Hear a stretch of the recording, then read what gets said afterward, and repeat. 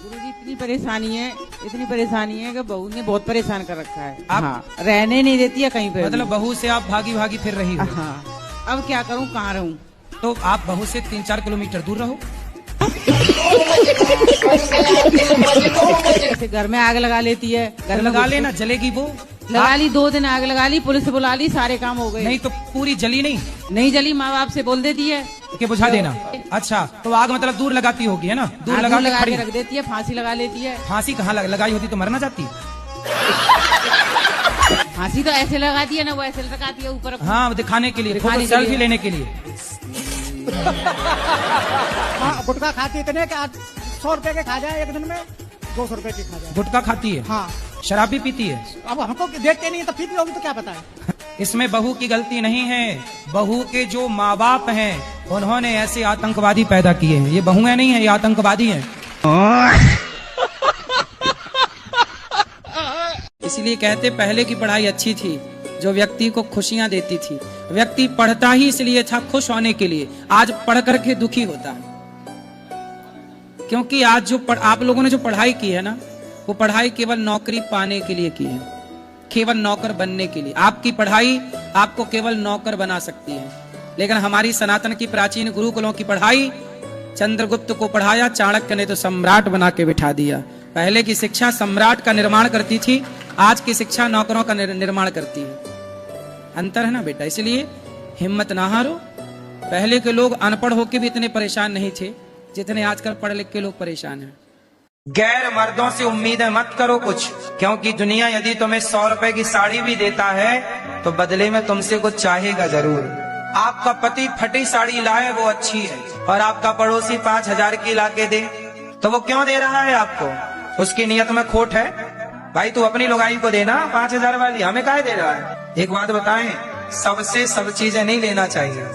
उपकार किसी का मत रखो अपने ऊपर। मैया सबसे कुछ भी मत लिया करो। ये दुनिया पहले आपको अपने एहसानों तले दबाती है और बाद में आपका शोषण करती है, और आप किसी के एहसानों तले दब गए तो फिर आप इनकार भी तो नहीं कर सकते। आप में हिम्मत बची कहाँ? यदि वो कल को आपका शोषण करने लग गया तो आप रोक थोड़ी पाओगे, क्योंकि आप दबे हुए हैं। यहाँ कैसे आ गई मैया आप? गुरुजी, मेरा बेटा बहुत दुष्ट हैगा। हाँ, बेटा, बहू और मिस्टर भी अच्छी सर्विस में तृतीय वर्ग के कर्मचारी थे जी, पर बेटा बहू उनको अपने उसमें रखते थे। प्रॉपर्टी मेरे नाम से बहुत है थी, लेकिन बेटे को मेरी प्रॉपर्टी चाहिए थी। बहुत अच्छी हमारी जिंदगी चल रही थी और बेटे की सर्विस लग गई। और इसके बाद बहू ने इस तरह का हमारे घर में, बेटे ने इस तरह हमारे घर में वो डाला कि हम दोनों पति पत्नी को अलग कर दिया जी। लड़ाई झगड़ी करके हमारी कह के मतलब वो चाहता था कि पापा को हाथ में ले लूं तो सब मेरा हो जाएगा जी, और मम्मी को तो एक दिन घर से निकाल ही दूंगा। और उसने ये किया अभी। हम दोनों पति पत्नी को कभी ना कोई भी किसी तरह से बात नहीं करने देते, ना ही कोई घर गृहस्थी की के परिवार की। मेरी बेटी को भी घर नहीं आने देते। इस तरह चलता रहा। और एक रोज इतना प्रताड़ित करा मेरे बेटे ने, मेरे पति को इतना प्रताड़ित करा कि उन्होंने सुसाइड कर लिया। हाँ गुरुजी, सुसाइड कर लिया। बेटे को मिल गया मौका घर गृहस्थी से मुझे बेदखल करने का, और पैसा देला। बहुत प्रॉपर्टी थी मेरी, दुनिया की जायदाद सब समेट लिया, जेवर पैसे सब ले गया और मुझे जेल में पहुंचा दिया। तो गुरुजी, तो जेल आपको आपने क्या गुनाह किया कि आपको जेल आना पड़ा? बेटे को प्रॉपर्टी चाहिए थे, नाम मेरा ले दिया। कि आपने मार दिया अपने पति को? नहीं गुरुजी, हम तो हॉस्पिटल में भर्ती थे, हम तो थे भी नहीं। तो फिर आपको किस बात के लिए जेल आना पड़ा? इसीलिए कि मतलब मेरे को यहाँ भेज के। जिंदा में अपना पिंडदान कर सकते हैं ना? जीते जी पिंडदान नहीं होता, पिंडदान के लिए मरना पड़ेगा।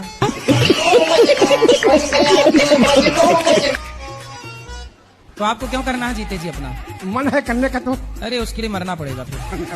पर अभी तो रहो जिंदा, काहे जल्दी है मरने की? मर तो है ही जाएंगे, कौन से अमर होके आए हैं अपन लोग। तो आपको बहुत जल्दी है। जीते जी नहीं होता, सन्यासी अपना पिंडदान करता है। यदि आप सन्यास लेंगे तो पिंडदान हो जाएगा। तो सन्यासी बन जाए। अच्छा, पत्नी है? हाँ जी। तो पत्नी कहाँ रहेगी आप सन्यासी हो जाओगे तो? बन जाएंगे। अरे पत्नी स्त्री थोड़ी सन्यासी होती है। सन्यासी होके पत्नी के संग रहोगे तो यमराज और डंडा मारेंगे 4-6। और गुरुजी, मेरे ना चाचा हैं, वो पहले आपको बिल्कुल नहीं मानते थे, पर एक दिन मैं उनको जबरदस्ती लेकर आई। अब वो इतना मानते हैं कि मतलब सारा दिन आपकी कथा भी सुनना, सब कुछ करना, बहुत मानते हैं। यहाँ की सेवा देख के बहुत ज्यादा खुश भी हुए हैं वो। बढ़िया। तो अभी वो आपको लाइव देख रहे हैं। चाचा गुन्नी डुग्गू, इनको नाम लेके प्लीज राधे राधे बोल दीजिए ना। गुल्ली डुग्गू, गुन्नी और डुग्गू।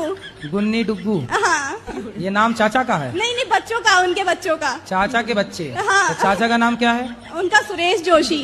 अरे तो गुन्नी डुग्गू के बच्चे का नाम सुरेश जोशी? नहीं नहीं, चाचा का नाम सुरेश जोशी है, बच्चों का नाम गुन्नी डुग्गू है। गुन्नी डुग्गू, अच्छा। बहुत से ऐसे लोग होते हैं कम खाते हैं लेकिन बहुत जल्दी मोटे हो जाते हैं, और बहुत से ऐसे लोग होते हैं बहुत खाते हैं फिर भी मोटे नहीं होते, जैसे कि मैं। तो आप बहुत खाती हो? हाँ। अच्छा है, मोटे नहीं होना चाहिए। नहीं, मुझे मोटे होना है, मुझे सब बोलता है मोटी हो। मोटे ना होना, मोटे लोग परेशान हैं, रो रहे हैं बेचारे। तुम ठीक हो? मैं ठीक हूँ गुरुजी। बहुत अच्छे, आपको मोटा नहीं होना, सही है। मोटे लोग रोगी होते हैं, बीमार होते हैं, आपको मोटा नहीं होना। विवाह के बाद तो आप मोटी हो ही जाएंगी। राधे राधे पंडित जी। हम सच बोलते हैं, सच की सजा बहुत पाते हैं। बोलो। इसलिए से हम सच नहीं बोल सकते हैं। आप सच बोलते हैं? हाँ। पर सच नहीं बोल सकते? अब नहीं बोलती हूँ। क्यों? हाँ, ये भी है कि हम झूठ भी नहीं बोलती हूँ। तो आपने सच बोलना क्यों छोड़ दिया? जब जब हमने सच सबके सामने खोली, सच बोली, कोई हमारा भरोसा नहीं किया। भरोसा कोई ना करे, किसी को भरोसा दिलाना क्यों? केवल भगवान को भरोसा होना चाहिए ना हम पर और आप पर। हम दुनिया के दिलों को क्यों जीतना चाहते हैं? हम ईश्वर का दिल क्यों नहीं जीतना चाहते हैं? किसी चीज के लिए सच सामने बोलती थी, ये सच है, लोग हमको झूठ समझते। अच्छा एक बात बताओ, इस दुनिया में ऐसा कौन है जो आपको बिना स्वार्थ के प्रेम करता है? किसी की सुन आपका किससे है? आपसे। घरवाले ये पूछते, घरवाले ये कहते हैं कि आपकी भागवत आती है सुबह तो मुझे रोना आता है, भागवत में मछली की तरह मन तड़पता है। अच्छा है आपका मन? तो घरवाले ये कहते हैं तू उन्हीं के पास जा, बाबा जी बन जा। मन का संबंध बुद्धि से, आओ। बुद्धि का संबंध आत्मा से, ठीक है। आत्मा का संबंध परमात्मा से, सही है। परमात्मा का संबंध आपसे। ठीक है, यही सवाल है मेरा। ये सवाल है? ये तो आपने जवाब दे दिया। जवाब दे दे।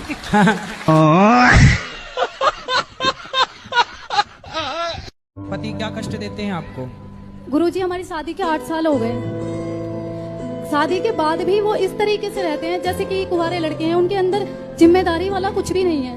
और अभी 4-5 महीने पहले जो पत्नी के लिए देखना एक तरीके से वो देख ले तो उसके मतलब बर्दाश्त से बिल्कुल बाहर है। मैंने अपने पति को अपने सास के घर में किसी और स्त्री के साथ देखा। पति को ये एहसास नहीं हुआ कि उन्होंने? नहीं गुरुजी, सबसे ज्यादा दुख वो देखने से भी ज्यादा दुख वो है, वो कभी ये भी नहीं मानते कि हाँ मैंने ये गलती की है। मेरे अंदर ये सब चीजें जो देख ली है ना, उसके बाद जलन चल रहा है। बताइए आप मैं क्या करूं? और मुझे उसी घर में रहना पड़ेगा क्योंकि मेरे पिताजी नहीं है। अगर मेरी माँ को पता चलेगा कि बेटी के साथ ये सब कुछ है या तलाक या ये सब कुछ भी, तो वो तो जीते जी मर जाएंगे। मैं उन्हें भी नहीं बताना चाहती। मुझे बताइए मैं अब क्या करूँ? गुरुजी मेरे 3 साल बच्चे नहीं हुए तो जिस वजह से बहुत परेशान रहे हैं। कान्हा जी की जिसने जिसने जो सेवा बताई वो की।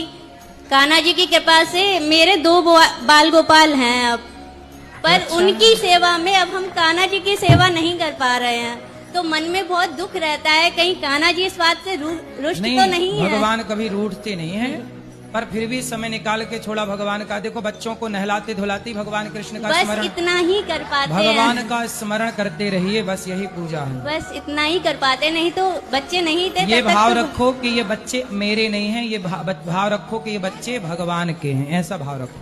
पहला बच्चा मायके में ही होता था, तो जब पहला बच्चा मायके में होता था तो बच्चा पहली बार अपनी दादी को नहीं देखता था, अपनी नानी को देखता था। तो पहली बार अपनी नानी को देखता था, उसके बाद फिर दादी को देखता था। इसलिए पहला दर्शन नानी का, इसलिए बोला जाता तुझे नानी याद आ जाएगी, मतलब सबसे पहले जो देखा था। क्योंकि बहू जब बेटी के बच्चा होता है तो माँ वहां अवेलेबल रहती है, डिलीवरी कराती है। पहले के जमाने में तो ताई आती थी ना नरा काटने, नॉर्मल डिलीवरी, तो वहां नानी ही हुआ करती थी। वो नानी ही अपनी गोद में लेती थी पहली बार, और फिर लेके अपनी बेटी की छाती से चिपकाती थी। तो बच्चा पहली बार जब आँख खोलता था तो वो अपनी माँ से पहले भी अपनी नानी को देखता था। हाँ या ना? ये बात सही है कि गलत है? इसलिए नानी का प्रथम दर्शन होता था। इसलिए लोग कहते थे कि भाई ऐसी हम पाठ पढ़ाएंगे तुझे, ऐसा सबक सिखाएंगे, नानी याद आ जाएगी। आज आदमी के पास जरा पैसा आ जाए तो वो ऐसे ऐसे चलता है। काय बात की अकड़ है साहब? रावण की लंका ना रही जो सोने की थी, तुम्हारे घर तो माटी के हैं। और अभिमान किस बात का? ज्यादा घमंड आए तो अपने द्वार पर एक घड़ा टांग लो, आते जाते देखा करो। क्यों? क्योंकि आज हम कितनी भी बड़ी गाड़ी पे चलें, कितना भी बड़ा आलीशान जीवन जिए, लेकिन एक सच्चाई याद रखना कि ये अनिरुद्धाचार्य जो आपके सामने आज बैठा है, बातें कर रहा है, ये एक दिन चिता पे जल जाएगा। और जब ये दास अनिरुद्ध चिता पर जलेगा तो हमारी क्या रह जाएंगी? क्या बचेंगी? राख बचेगी, अस्थियां रह जाएंगी। 50 रुपए का घड़ा खरीदा जाएगा, उस 50 रुपए के घड़े में हमारी सारी राख डाल दी जाएगी। लोग कहेंगे अस्थियां जा रही हैं। मेरी औकात यही है कि मैं एक दिन राख बनकर 50 रुपए के घड़े में समा जाऊंगा, यही मेरी औकात। अब आजकल लड़का लड़की लिव इन में रहते हैं, ब्रह्मचर्य पहले ही बिगाड़ लेते हैं, और ब्रह्मचर्य बिगाड़ के फिर गृहस्थ में जाते हैं, तो फिर बाद में रोते महाराज जी बच्चे ही नहीं पैदा हो रहा है। कैसे होगा? जिस पदार्थ से बच्चा पैदा होता है वो पदार्थ समाप्त हो गया तुम्हारे भीतर से। शरीर भी तो एक मशीन है। बच्चा पैदा करने के लिए जो पदार्थ चाहिए वो पदार्थ तब बनता है जब स्त्री पुरुष ब्रह्मचर्य का पालन करते हैं। लेकिन आज का आदमी अपनी पत्नी को तो देखता ही है, 4 पड़ोसन और ताकता रहता है, उसका पेट नहीं भरता। इतना भोगी आज का इंसान कि जहां वो देखे वो उसी नजर से देखता है। अरे भैया अब तो तुम्हारी शादी ब्याह हो गया, अब तो अपनी पत्नी में लगो। नहीं, अभी भी वो ताकता रहता है, सामने वाली खिड़की में एक चांद का टुकड़ा रहता है, अभी भी उसे सामने वाली खिड़की में चांद दिखाई पड़ रहा है और खुद की चांद निकल आई। तो जी मेरे भाई ने सिखाया था, मैं छोटी थी जब। तुम्हारे भाई ने सिखा दिया गुटखा? तो पति का खर्चा बढ़ा दिया आपने? मेरे पति ने दुकान खोल दी है मेरे लिए, गुटखा की दुकान ही खोल ली? हाँ। जितना जी करे खाओ। कितने का खा जाती हो रोज? 30 रुपए के खा जाती रोज। 30 रुपए के? तो सही है गुटखा खाना? है? गुटखा खाना सही नहीं गुरुजी, वैसे मैं छोड़ना चाहती हूँ, पर सब कुछ मैंने मीट छोड़ दिया, अंडा छोड़ दिया और पति को भी छुड़वा दिया सब कुछ। लेकिन गुरुजी पति को भी छोड़ दोगी क्या? नहीं, पति को गुटखा, वो मीट अंडा छुड़वा दिया पति को। अच्छा। मीट अंडा सब कुछ छुड़वा दिया, बस लहसुन प्याज खाते हैं और मैं गुटखा खा लेती हूँ। कभी कभार मेरा मन करता है, बहुत अच्छा लगता है। क्या गुटखा अच्छा लगता है? हाँ गुरुजी, बहुत अच्छा। बच्चों को भी खिलाती हो? नहीं गुरुजी, बच्चे कोई नहीं खाते हैं मेरे। बच्चों को मैं अपने